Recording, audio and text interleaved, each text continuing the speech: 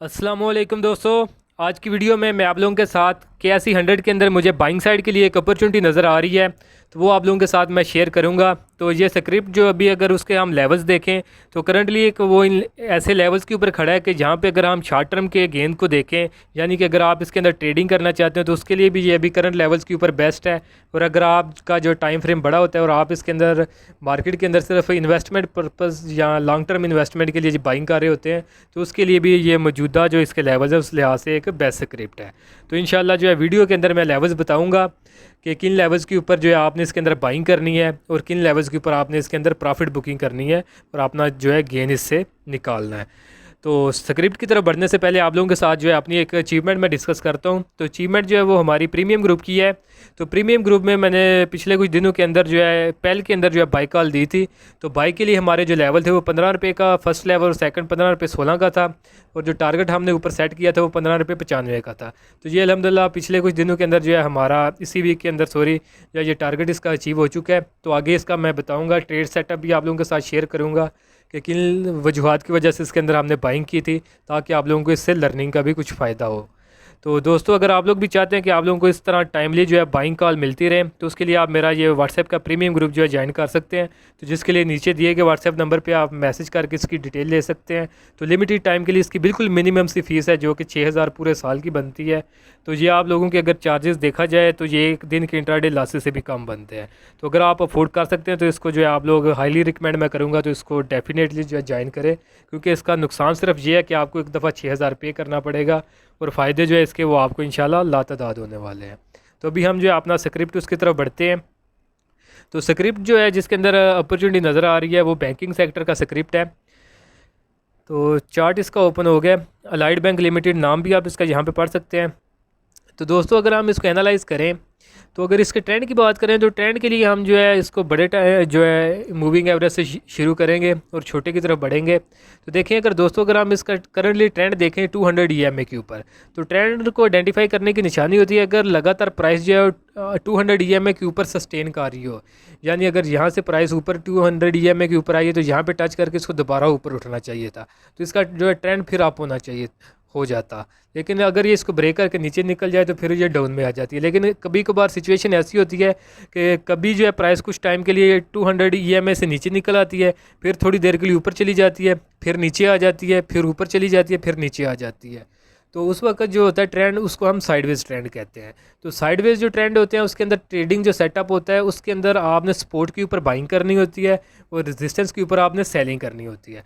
तो अगर हम करंटली इसका लेवल देखें तो करंटली इसकी जो प्राइस है वो 65.25 के ऊपर खड़ी है। तो अगर इसके अंदर मैं बाइंग का कह रहा हूँ तो वो किन वजूहात की वजह से कह रहा हूँ, तो उसकी वजूहत ये है कि दोस्तों ये अभी करंटली अगर हम देखें तो ये अपनी एक स्ट्रांग सपोर्ट के ऊपर खड़ा है। तो ये सपोर्ट इसकी जो है जो इसने कोविड के अंदर जो लो लगाया था मार्च 2020 के अंदर, तो जो इसका लो था उस वक्त 65.21 का इसका उस वक्त लो था। और अगर हम आज की इसकी प्राइस देखें तो जहाँ पे इसने आज क्लोजिंग दी है तो आज इसकी 65.25 की है। तो यानी आलमोस्ट इसके वही लेवल्स हैं जहाँ के ऊपर इसने जो लो लगाया था कोविड के जो मार्केट के अंदर क्रैश आया था।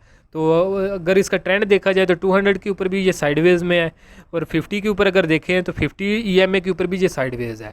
तो साइडवेज़ ट्रेंड के अंदर हमने सिर्फ सपोर्ट के ऊपर बाइंग करनी होती है और रेजिस्टेंस के ऊपर सेलिंग करनी होती है।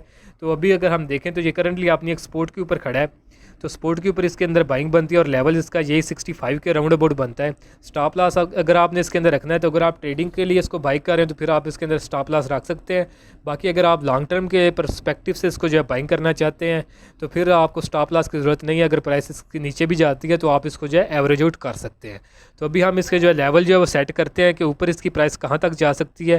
तो यहाँ के ऊपर इसकी जो है मैं अभी टेम्प्रेरी एक सपोर्ट जो है वो ड्रा करता हूँ और साथ में फिर हम जो है इसके अंदर रेजिस्टेंस भी ड्रा करेंगे जो इसकी मेजर टाइम फ्रेम के ऊपर होंगे, ताकि ये जो है बाद में भी अगर हम इसको एनालाइज़ करें तो ये इसकी जो सपोर्ट है वो राउंड अबाउट 65 की है। और अगर हम रेजिस्टेंस को देखें तो जब यहाँ से भी इसकी प्राइस ऊपर उठी थी तो इसने जो ऊपर रेजिस्टेंस बनाई थी तो वो राउंड अबाउट इसने 90+ की लगाई थी। फिर दोबारा इसकी प्राइस नीचे आई है और दोबारा इसने यहाँ के ऊपर भी जो है प्राइस जो है ये 91 के राउंड अबाउट ही जो है अपनी रेजिस्टेंस बनाई थी। तो अगर हम देखें तो लॉन्ग टर्म के ऊपर जो इसकी सपोर्ट रेजिस्टेंस होगी जो कि लॉन्ग टर्म के लिए इसका टारगेट बनेगा वो राउंड अबाउट 91 रुपीज़ के लिए बनेगा। तो ये इसके अंदर जो मोमेंटम है वो बड़ा स्लो होता है, तो ये इतनी जल्दी अचीव नहीं होते। इसके अंदर इतने टारगेट जो है उस तरफ जो लॉन्ग टर्म के परस्पेक्टिव से जो बाइंग करते हैं सिर्फ उनके लिए ये इतने टारगेट हो सकते हैं। बाकी जो ट्रेडिंग के लिए करना चाहते हैं इसको, तो उनको भी मैं लेवल्स बताता हूँ। और जो लॉन्ग टर्म के लिए भी इन्वेस्टमेंट इसमें करेंगे तो वो भी ये ट्रेडिंग के जो लेवल्स है उसके ऊपर अगर इसमें प्रॉफिट बुकिंग करना चाहें तो कर सकते हैं। तो उसके लिए हम जो है फिबोनाची का टूल जो है वो यूज़ करेंगे, तो जिसके लिए हम इजीली जो रेजिस्टेंसेस जो है वो फाइंड कर सकते हैं। तो रेजिस्टेंसेस के ऊपर ये ऑलमोस्ट हमारे जो टारगेट्स होते हैं तो उन्हीं के ऊपर जो है हमने प्रॉफिट बुकिंग करनी होती है। तो यहाँ से लेकर हम यहाँ का जो इसने रिसेंट में लो लगाया वहाँ तक जो है इसको हम मेजर करेंगे फिबोनाची के ऊपर। सॉरी, लोड क्यों नहीं हो रहा, इसको थोड़ा मैं एक्यूरेट करता हूँ ताकि लेवल जो है वो हमारे क्लियर हों, एरर के जो चांसेस हैं वो कम से कम हो जाएंगे इससे अगर हम एक्यूरेट जो लेवल्स जो है लगाते हैं। तो ये हमने इसके अंदर आपने जो लेवल मार्क कर लिए हैं। तो अगर हम इसमें देखें तो इसको थोड़ा मैं विजिबल करता हूँ कि विजिबल जो है आप लोगों को सही हो। तो ब्लैक जो है इसका कलर मैंने कर लिया है।